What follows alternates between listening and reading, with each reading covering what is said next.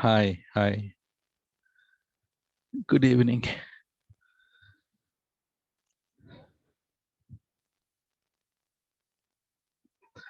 Nice. Hi, Shenu. Yes, Smita. Thanks for asking. Uh, my health is little bit better, but still, compared to yesterday, little bit 1% recovered. But yeah, of course, it'll take a couple of days, right? Yeah, but I cannot stop teaching because if I teach, my health will recover soon. I don't like to be sitting ideal and then, yeah, nice. Okay, so what did we discuss in our last class? S3. Okay, so we discussed about the versioning concept, right? S3, yeah. So S3 is unlimited storage, and uh, yeah, Shiva, thanks. Yeah, yeah. S3 is global, and buckets are global or regional.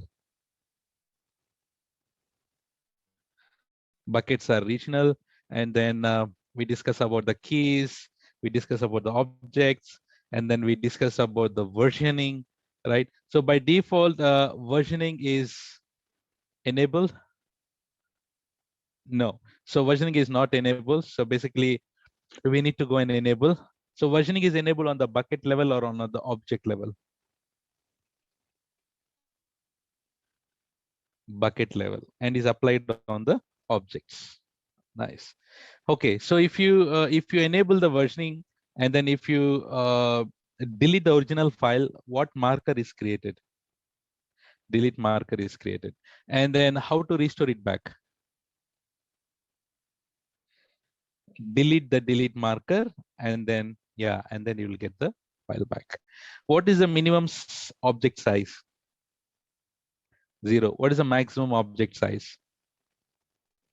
5 terabyte. What is in single put? How much you can put it? 5 GB.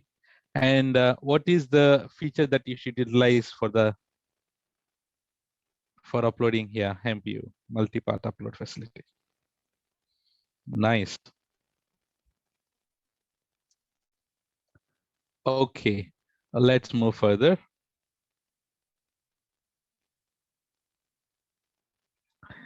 Okay, so today we discuss about something called storage classes. What is that, guys? Storage classes. Storage classes. So remember, while uploading objects in S3, definitely we need to select one of the storage class. Okay. Do you remember that the Pani Puri example that I took in EC2, right? Different kinds of customers and all. Remember, right? The same way here also in S3. In S3 also we have the same thing. Like one customer will come and say that, uh, hey AWS S3, I want to put all my stuff in S3 and I want to access this frequently. And AWS say yes, go ahead. And for him, there is a storage class called standard frequently access. And then there will be another customer coming and saying that, hey, AWS S3, I want to put my objects. And we say that, yeah, you can go and put it. There is a storage class called standard frequently access. But this guy will say, hey, S3, I don't want to access my objects frequently. That meaning he don't want to access the objects frequently. He want to access the objects frequently, infrequently, not frequently, basically, infrequently. Infrequently meaning the first guy, he will be putting the objects inside it, S3, and he'll access it frequently. Whereas the second guy will say that he will put the objects inside S3, but he don't want to access this frequently. Maybe once in a while, he will be accessing it. But why this second customer will pay as the same thing what the first customer is paying? Because first customer is frequently accessing it, and he will pay for that. And second customer, will he agree to pay same amount as what the customer one is paying if he's accessing it infrequently? No, right? So that's the reason why AWS says that, okay, there is another different type of customer, like the customer don't notice it frequently. For that, S3 has come up with the another storage class called standard infrequently access. So now the second customer will be very happily, he will put his objects in this standard infrequently access storage class. The first customer, he will put it in standard frequently access storage class. Second one is infrequently. And third guy, like this, basically there might be different type of customer coming with different type of requirements. So based on that, AWS S3 has designed different kind of storage classes. Whenever you are uploading any object in S3, definitely you need to select one of the storage class. One of the storage class. Let us go and then learn what is that about the storage classes we have it. So number one is, first of all, while uploading the objects into S3, selecting the storage class is mandatory, is compulsory. Let's see what are the storage classes that AWS is giving. Number one storage class is standard frequently access. Call it as FA. Standard frequently access. So guys, this is the first storage class that we are talking about. So whenever you upload, guys, whenever you upload any object in S3, I told you that selecting the storage class is mandatory. So one of the storage class which is by default will be selected is this standard frequently access. Do you see that name is frequently access? When you will be using this, guys? When you will be using this storage class?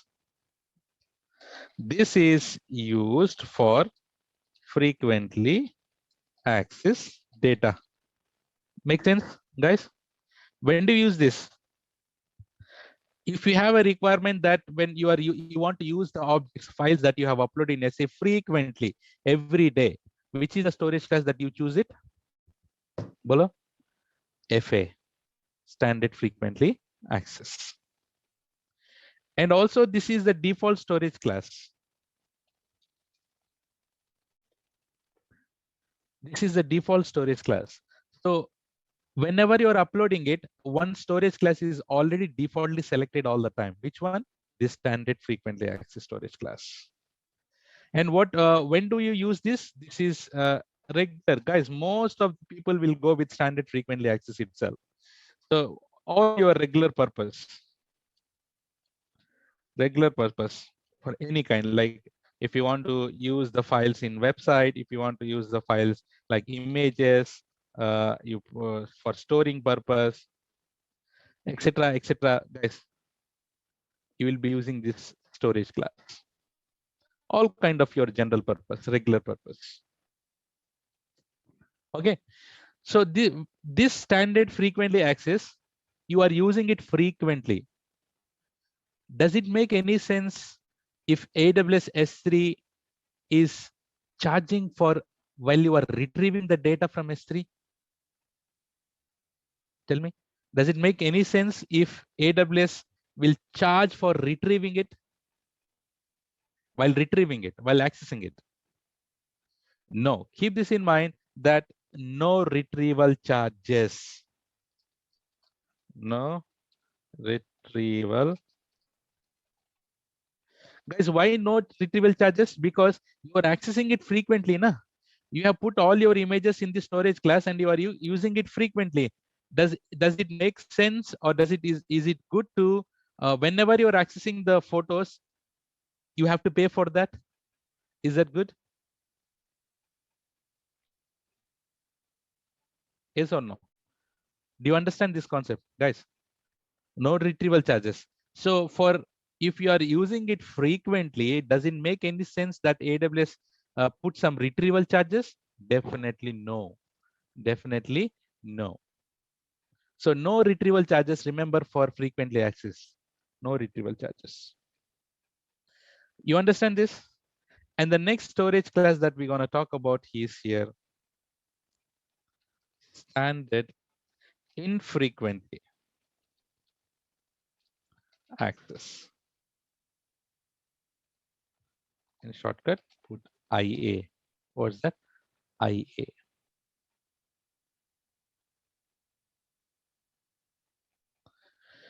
So guys, when do we use this standard infrequently access? This is used for infrequently access data. This is used for infrequently accessed data because guys, there might be a requirement that you want to store the data in S3, but you are accessing it once in a month or twice in a week, once in a week. There might be a requirement, right? Do you agree, guys? So if you have that kind of requirement, what is the use of putting those data infrequently access it and you are paying more? So if based on the requirement, guys, you can choose the storage class where if you're not accessing it frequently, use infrequently storage class. Can you tell me, is it cheaper than FA? Definitely, it will be cheaper than FA. Cheaper than FA. Okay, guys, as this is infrequently accessed, there might be some smart people. What they do is basically, guys, uh, sir, you said that this is cheaper than FA. What I'll do is I'll put all my objects inside this infrequently access and I'll access it frequently. You will have that kind of smart guys. But remember, guys, for this retrieval charges apply. Okay, retrieval charges apply. That meaning, guys, you are using the storage class thinking that you are not accessing the data frequently. So you put that you use the storage class which thinking that you don't want to access the data frequently. Somewhere once in a while you have to access it. Remember, once in a while if you are accessing it, you need to pay for the retrieval charges. You pay and then get the data. Make sense? And it's a demand rapid access.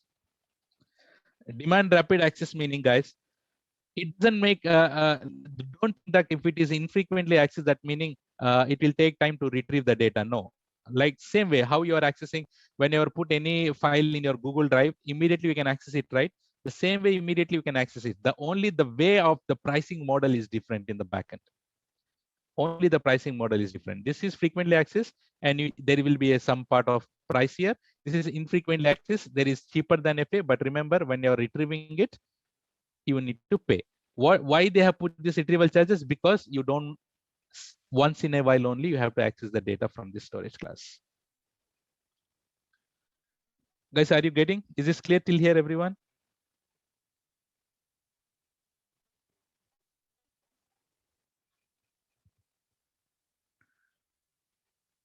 Everyone, yes? Nice. And the next one, what we have here is reduce redundancy storage.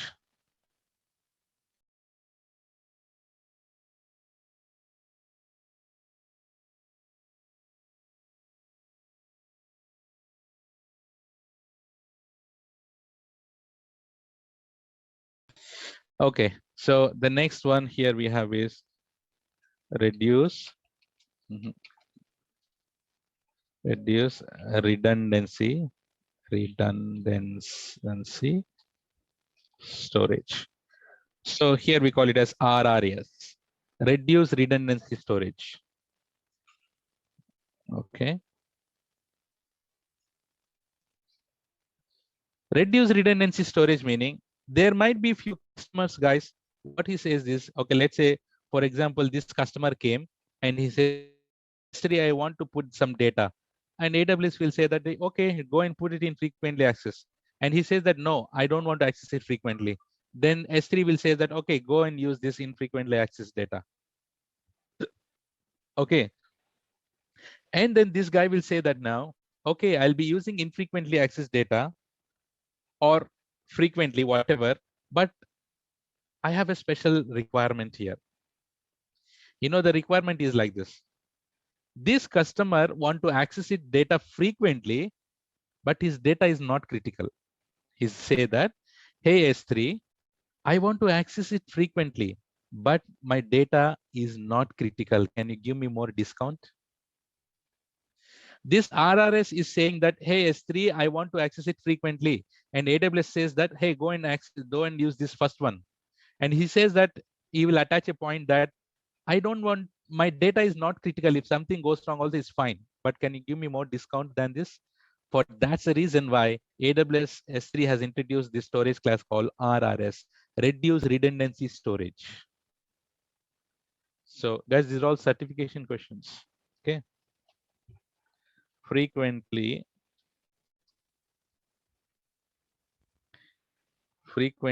access, but not critical.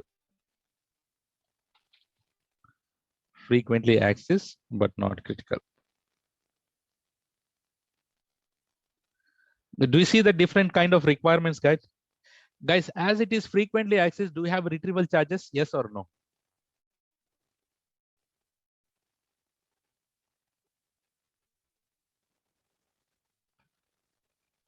No retrieval charges. Nice. No retrieval charges. And guys, see, does AWS recommend to go for RRS because the data is not critical, thinking that it will lose it, you will be losing the customer data? No, AWS will not at all recommend to use this, but he has put this because there might be some customers those they want these kind of things. So AWS does not recommend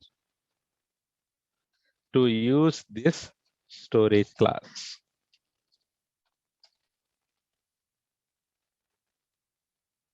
No. And of course, it is cheaper than others. Is this clear, guys? RRS. And also now, see, there are different types of customers are coming up. So there is another customers. He says that, hey, AWS or S3, I understand. First one is frequently accessed data is critical. Second one is infrequently accessed data is critical. And third one is frequently accessed data is not critical. But for me, I don't want to access it frequently, but my data is also not critical. So what he says is infrequently access, but not critical. This is a requirement. Infrequently access, but not critical. For this, AWS has implemented something called One Zone IA. What is that? One Zone IA.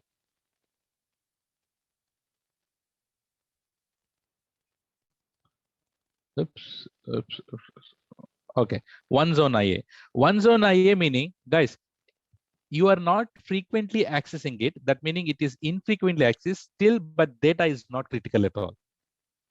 For this, if you have, see, first one is frequently accessed, second one is infrequently accessed, third one is frequently accessed, but data not critical, and fourth one is again infrequently accessed, but data not critical. If you have this kind of different type of requirements, guys, go ahead and choose whatever the storage class that you want. As it is infrequently, you have retrieval charges, yes or no?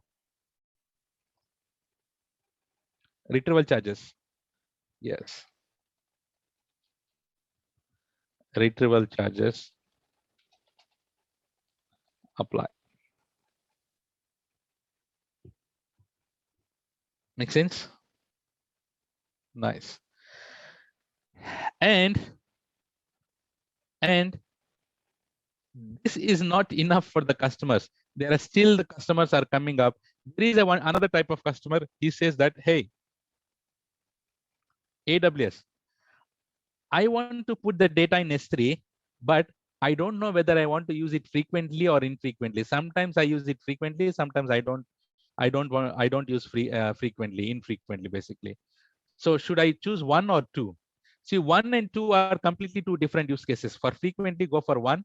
Infrequently, go for two. But this guys is like Gazini. right? You don't know. Unknown access patterns. Unknown access patterns. But these unknown access patterns, of course, AWS has implemented a storage class called intelligent tiering.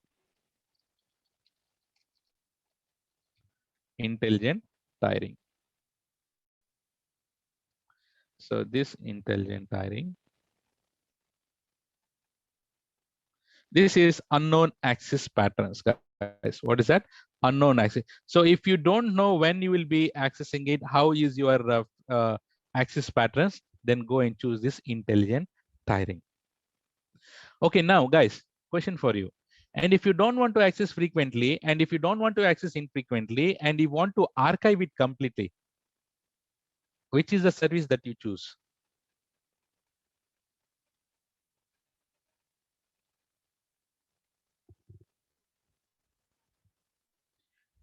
Excellent. Glacier. So, right. So we have the next storage, which is Glacier. Which is Glacier here.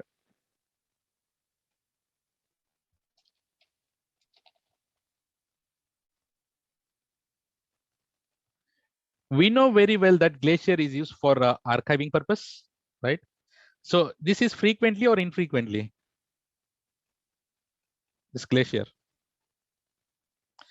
Frequently access data or infrequently access data?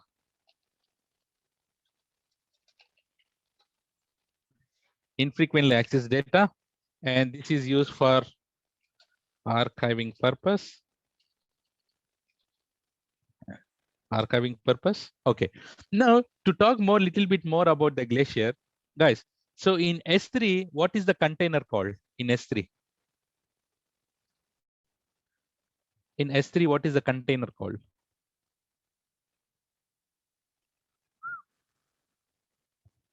Guys, in S3, what is the container called? Bucket, right? Yeah, we call this bucket. But in Glacier, the container is called as vault. What is that? Vault. Vault. Vault is a container of archives. What do you have in Glacier? You have Glacier. In Glacier, you have something called archives. First, you need to create a vault. Inside this vault, you will put in archive, your zip files, guys. If you want to archive it, you will put it in zip file, right? So the zip files here, we call it as archives. And where do you put? The container is called here vault. What is an archive? Archive. So archive meaning your objects. Archives. Zip files. Zip files. It's called this archives here. Okay. And you know what? Each archive maximum, guys, what is the object maximum size in S3? Object maximum size?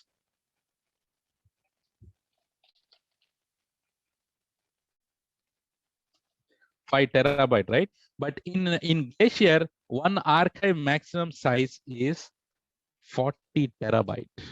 How much? 40 terabyte. One archive can be how much, guys? 40 terabyte.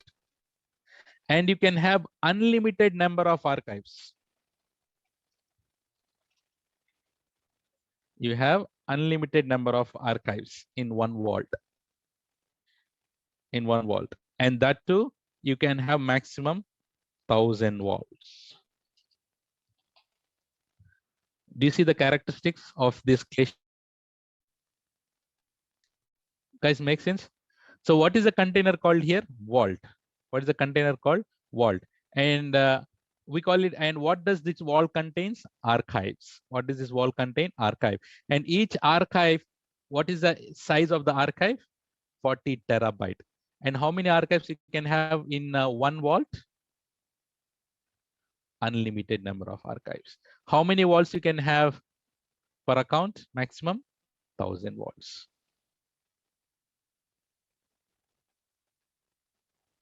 Nice. Nice. So as this is infrequently accessed, do we have retrieval charges for Glacier?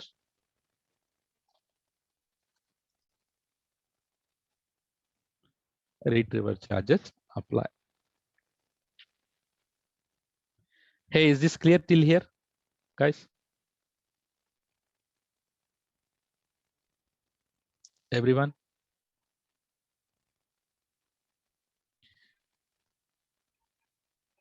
You're able to understand, right? So my voice and yeah, I'm going even very dead slow, right? Because I cannot scream. Yeah, nice.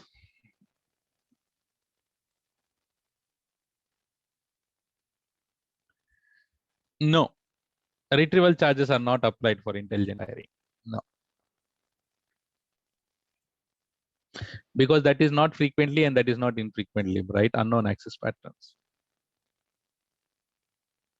Unknown. We should have n here. Okay. So guys, here I have something called Glacier. Glacier has retrieval options. How do you retrieve it from Glacier? What are the options do we have it? See guys, whenever you put that in Glacier, it's like archiving. It's like completely archiving. And you cannot immediately retrieve it from Glacier. It will take time. So you have something called retrieval options, which is something called expedited, standard, and then bulk. We have three types of retrieval options. Nothing is free here. Nothing is free.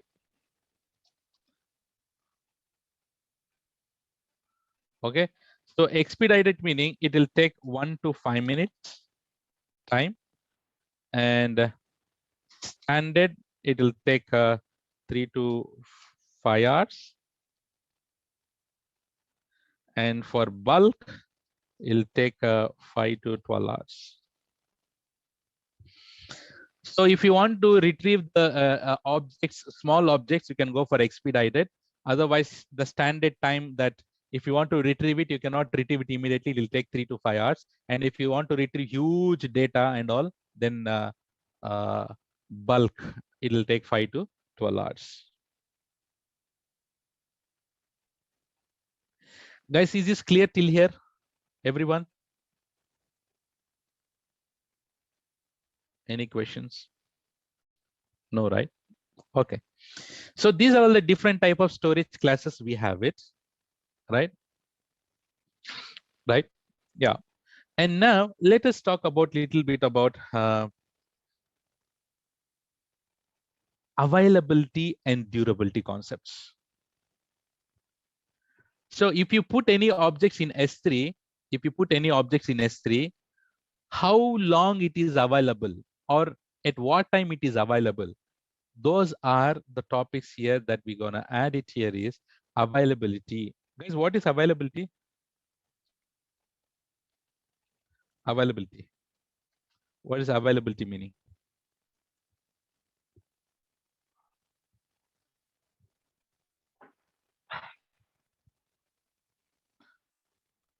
Availability meaning. Can I say rightly said, Shiva? So anytime it is available for you. Every time or any time. And what is durability?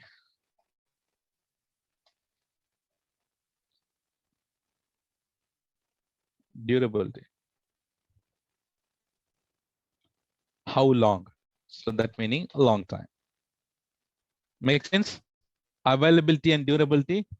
Availability meaning anytime. So okay, let's say you got up at midnight and then you want to access your object. Is that available? Yes. Okay. After 2 years, 3 years, 10 years, your data is still there. That is called durability. So for each and every storage class, you have something called availability and durability. Let us see those. These are all required for your certification questions. Availability. availability and durability.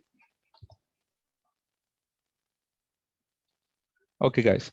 So the availability for frequently accessed is 99.99%. And durability is how long it is available. If you put your friend's photo or your photo in S3, how long it is available? 1 year, 2 years, 10 years, how long? AWS will give you 99.99999. So instead of this, I would simply say 11 nines. What is the durability here, guys? 11 nines. And for this guy, availability is 99.9% because it is infrequently, and durability is again 11 nines.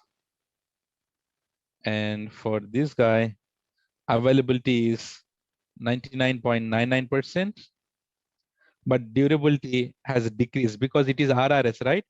Durability has decreased to 99.99%. And for this guy, availability is, guys, it is one zone IA, right? Infrequently, that too not critical, and one zone. So availability will be decreased because you don't have multiple availability zones there. It is 99.5%, and durability is, I think it is 11.9 still. And for intelligent tiring, availability is 99.9%, and durability is 11 nines. And for Glacier also, availability is 99.99%. Guys, I have been habituated with all these things. So maybe once you got to know that, used to it, you'll also able to remember like this. 11 nines. As is this clear about availabilities and durabilities? You have to somehow remember. Sometimes you will get some certification questions here in about the availability and durability of the storage classes. Okay. Can you tell me here, is it possible to move the objects from one storage class to another storage class?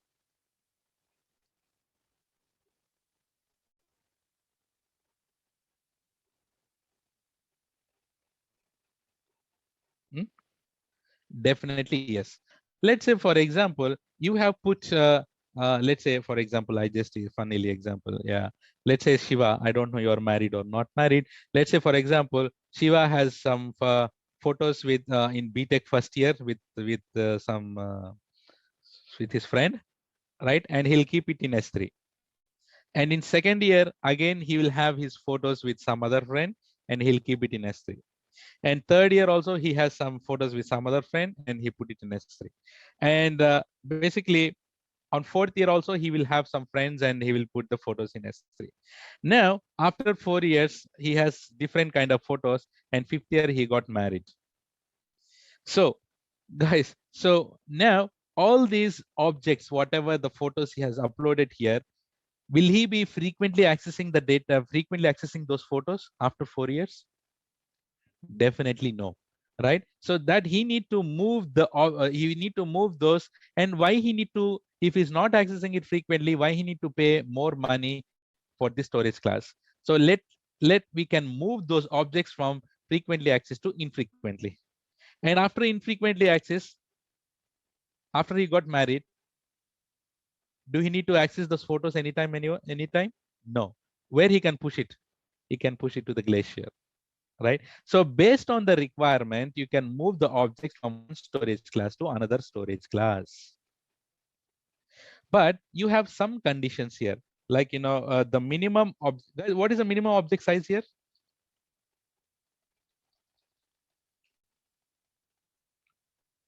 What is the minimum object size? 0 bytes, right? Yeah.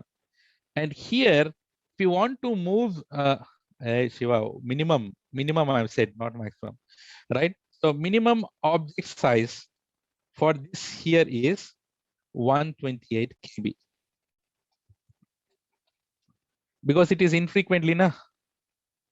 Let's see. And frequently, this is also here 0, and for infrequently, it's 128 KB,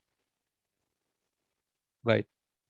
And if you want to move the objects from one storage class to another storage class, guys, you have something called minimum duration. If you want to move the objects from frequently accessed to infrequently accessed, minimum duration should be 30 days. How much? So infrequently accessed, let's say you have uploaded a photo called puppy.jpg. Puppy.jpg should be there in frequently accessed for minimum 30 days. Then only you can move it to infrequently accessed. And this also the same. OneZone IA, minimum duration is 30 days. And this also minimum duration is 30 days. For Glacier, minimum duration is 90 days. And recently, AWS has implemented another storage class called Glacier Deep Drive. What is that? Glacier Deep Drive. Glacier Deep Drive basically is, if you want to even more go and completely buried, dead, completely archived, and you're not using it.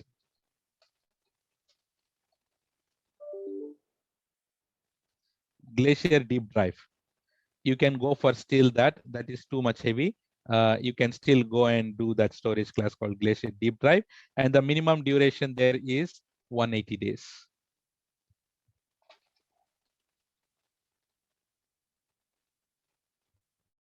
So your object should be there in the storage classes minimum 180 days. After that, you can move to the deep Glacier. Guys, is this clear till here, everyone?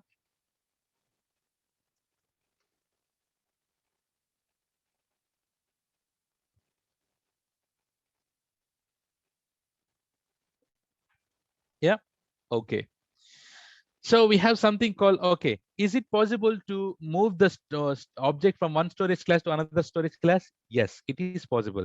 But does it make any sense, like if you're moving manually one object to storage, move one object to the storage classes, guys, moving it manually? Let's say we have 500 objects inside one bucket. Is it possible to move that each object to another storage class manually? Definitely no. For this reason, AWS S3 has another feature called lifecycle management. What's that? Lifecycle management.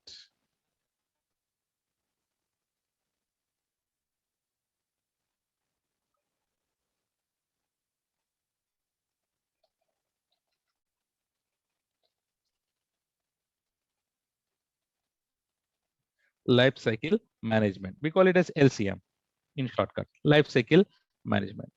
So remember, guys, it is possible to move the objects from one storage class to another storage class automatically using this lifecycle management rules. To move certification question, objects from one storage class to another storage class automatically. How? Using this LCM. So what we do is we have something called life cycle rules. What's that? Life cycle rules. Using these life cycle rules, we can define a rule saying that, hey, the objects in frequently accessed can be moved after 30 days.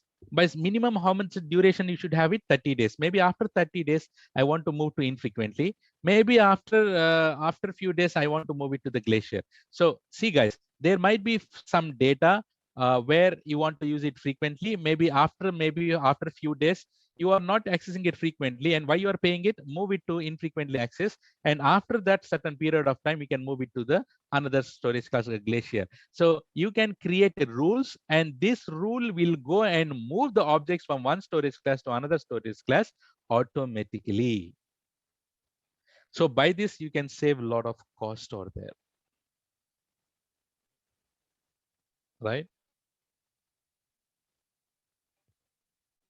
So we have something called here.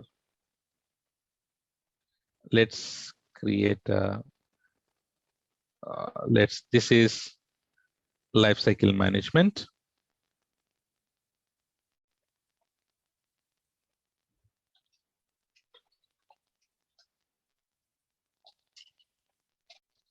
Lifecycle management. So in lifecycle management, guys, remember we need to create LCM rules. That meaning lifecycle management rules. So you can set these rules for your current versions and your previous versions also. Keep that in mind. Certification question. Current version, or you can do it for your previous versions also. Guys, why you need LCM rules?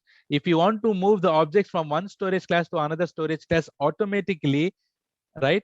You can use these LCM rules. Let's say, for example, you have your data objects in frequently accessed, and in this frequently accessed storage class, I want to move it to the infrequently accessed IA. So after how many days? Maybe after 30 days. Maybe after 30 days, I want to move it to Glacier, for example. Yeah, Glacier. So Glacier, how many days should be there? Minimum duration for Glacier? That is Deep Glacier. For Glacier, 90 days. For Glacier, 90 days. So here we already spent 30 days. And if you spend 60 days, that will be 90 days there. So guys, here, moving the objects from one storage class to another storage class, we call it as transition. What is this called? Transition. Okay, now we have moved the objects to Glacier after 90 days in total. After moving to the Glacier, if you want to keep it for lifelong. Let's say maybe no, after 1 year, maybe after certain period of time, I want to go, it has to be deleted automatically. Yes, that also can be done using expiration option. That meaning after moving to the Glacier, maybe after that, you can say that delete after 365 days. Maybe I'm giving an example here. This is called expiration. So this LCM has two actions. What are those? Transition and expiration.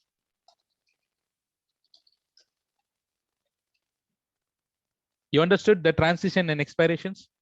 You can transition from the object from one storage class to another storage class. That is called transition. And remember, you can do this transition for your current objects, I mean, current versions. And also you can do this for your previous versions too.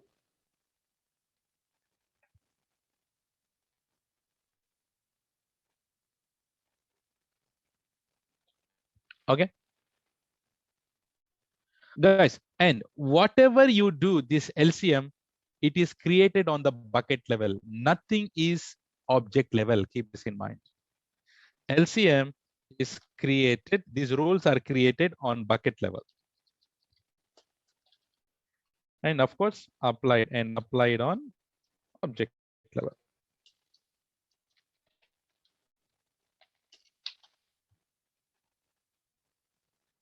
Guys, do you understand this LCM concept? Life cycle rules? Everyone?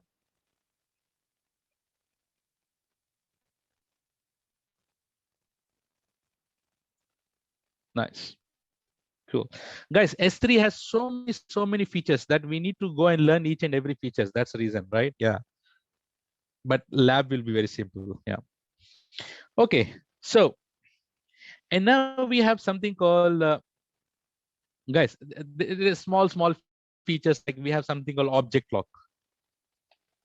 Object lock. You can lock the object, guys. You can lock the object permanently. And you can lock the object for a certain period of time. If we lock the object, what will happen? No one will able to modify that particular object. You can lock the object. You have so many small topics that you still have with the features for this bucket. Okay, so now let us talk about, let's say you have this bucket, for example. Let's say the bucket name is I usually take concept called movies. Let's say who is here? We have Srikant, or we have Shiva. Okay, guys, Shiva has a bucket called movies, and inside that he has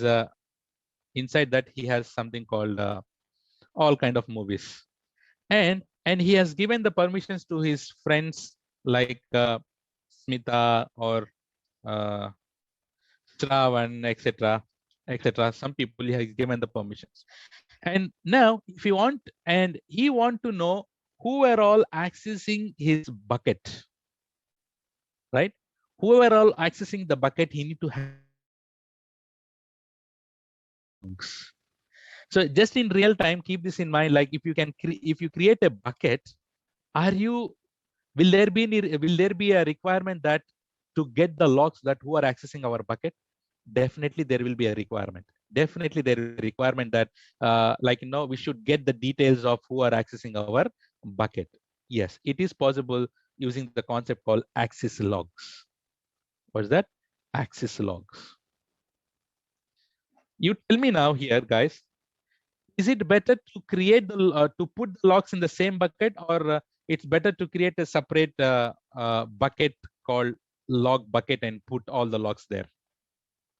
Same bucket or different bucket? Yes, it's better to create in separate bucket, different bucket. And you can call it as here movie access log something. All right. And whoever is accessing whoever is accessing your bucket, all the logs will be stored over here inside this different bucket. All the logs will be stored over here.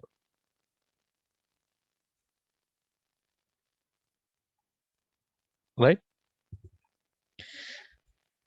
So you will get to know that, right, who is accessing your buckets.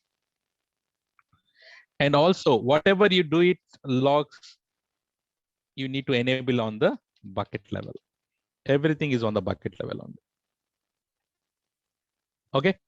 So if you want to get the logs who is accessing your bucket, of course you can use this concept called access log, guys. But if you are really interested with getting object logs, there might be a requirement that if you have a specific object, and if you want to know who is accessing that object, of course you can go and enable that logs, but this is used, how you get it using the concept called CloudTrail here.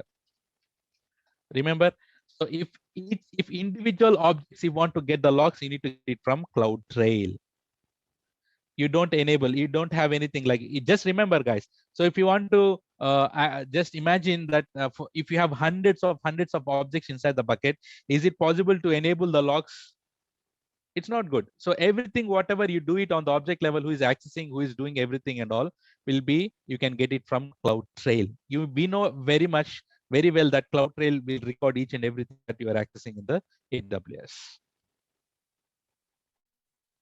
Make sense?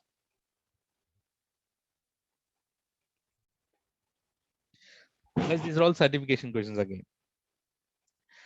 And I just wanted to here give a hint, or for based on the certification here, guys, these logs is, can you tell me these logs will be a readable format? These logs? Usually, guys, logs will not be in the readable format. So you don't have the logs will be like, it is a complete straight line without delimiters, without any parsing. You cannot even understand the logs. But remember, so for this kind of, to analyze these logs, there is a separate service called Athena. In mind, this will be useful for the developers, guys. What is that? Athena.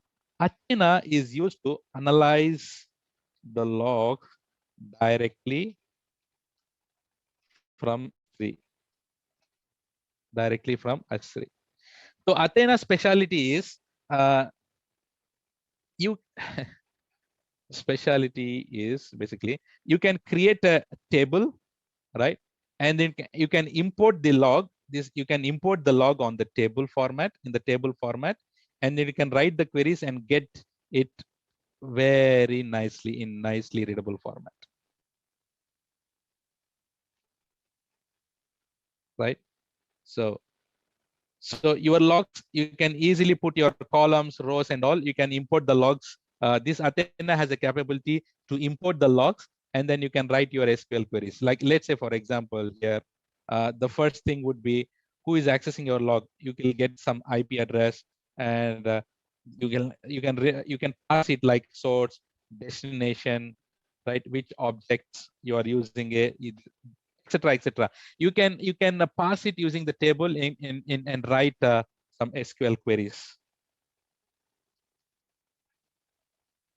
to get uh, data from this table.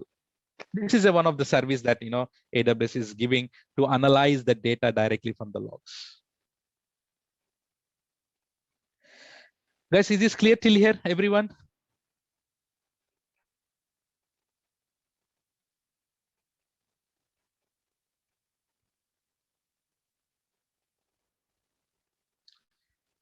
Yeah, let us stop it here. Yeah, guys, please take photos and let me know once done. Sorry, I took only 2 slides and only few topics, but yeah, once I'm okay, then we'll jump into the super normal phase. Yeah, hope you understand.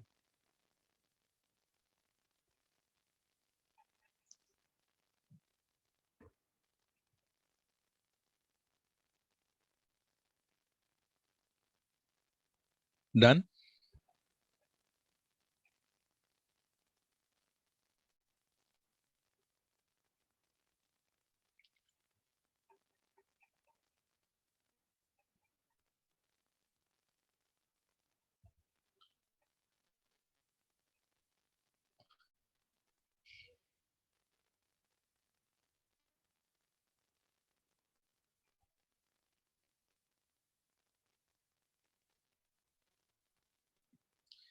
Great. So can you give me a final CC for today, guys, please?